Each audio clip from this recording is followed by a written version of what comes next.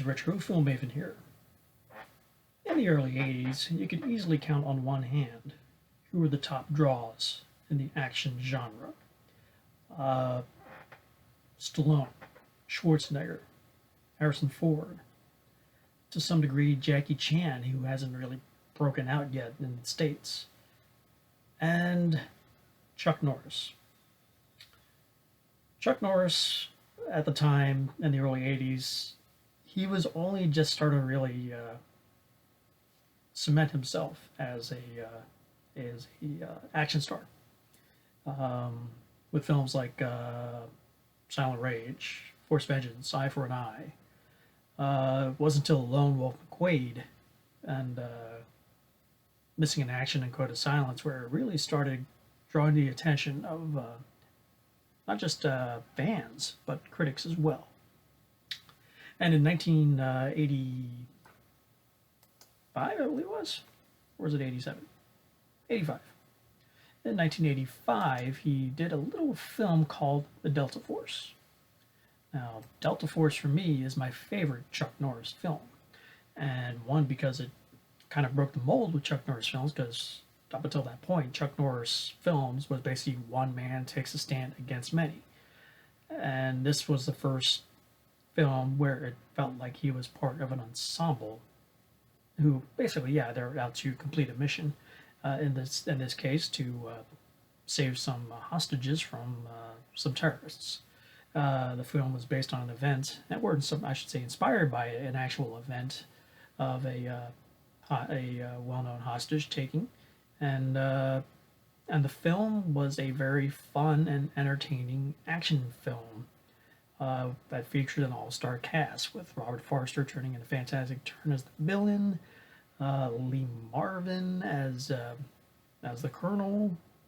Of course, you got Chuck Norris, and then you got up-and-coming action star Steve James, who was just breaking out with American Ninja and American Ninja 2 and Avenging Force, and then you got some of the cast of characters in the amongst the hostages, like George Kennedy, Shelley Winters, Morton Balsam.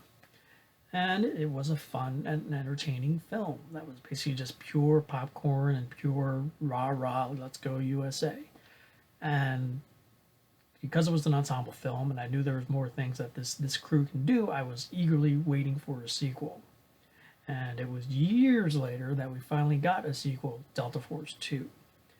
And at the time, I would say I was vastly disappointed. While I still kind of liked the film, it just didn't feel like the Delta Force. It felt like any other Chuck Norris movie where it was one man that takes a stand against many. And Delta Force didn't feel like that because he felt like it was part of an ensemble. And at one point, he does break off, but in the end, he's really taking a stand against the villain.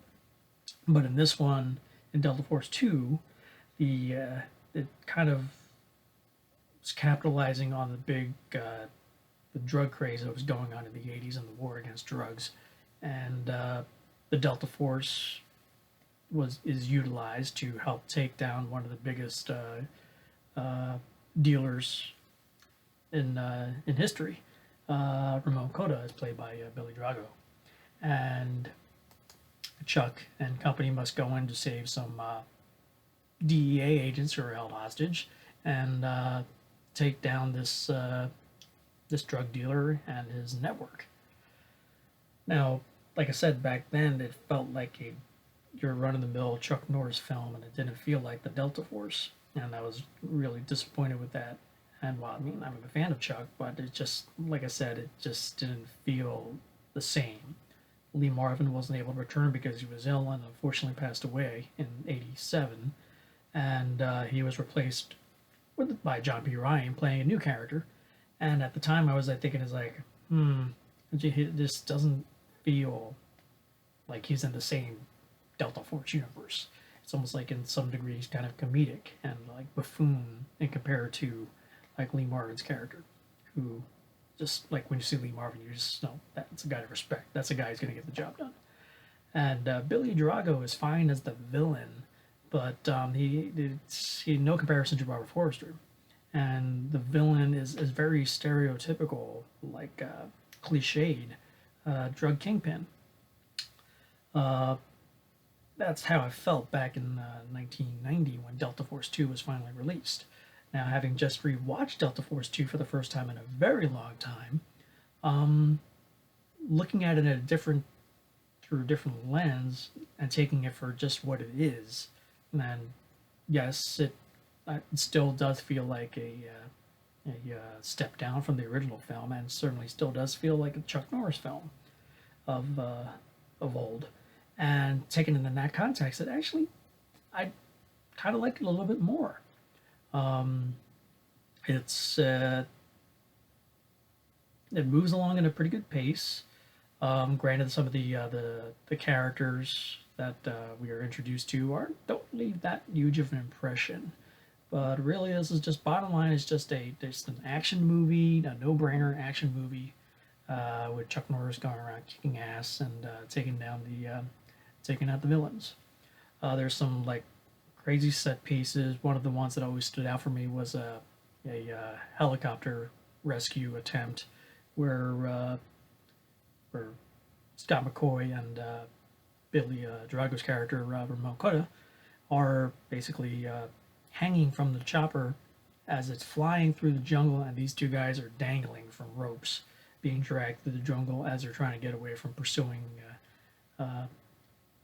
men armed with guns who aren't very good with guns. Their aim is pretty lousy. Oh, these two probably would have been shot up in no time, but whatever. But yeah, like I said, in terms, if you're a huge fan of the Delta Force, this is going to be a step down.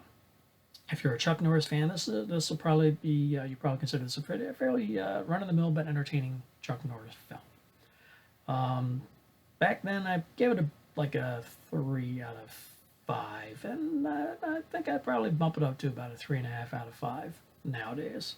As a fan of Chuck Norris, I kind of enjoyed it for what it was, and I shouldn't have gone in. I shouldn't have expected the Delta Force exactly, and it's just seeing the Delta Force back in action was good enough, but like I said, could have been better. So a soft 3.5 stars for Delta Force 2, The Colombian Connection. So, have you seen Delta Force 2? Were you a fan of Delta Force 2? What did you think of the original? Please comment below and let me know. If you haven't already subscribed to my channel, please do so you can stay on top of my new reviews, trailer reactions, and any other fun things I have to post on my channel. And be sure to hit that bell button so you can be notified when I do so. And when you have the chance, be sure to check out retrofilmmaven.com. Until next time, my friends, see you at the movies.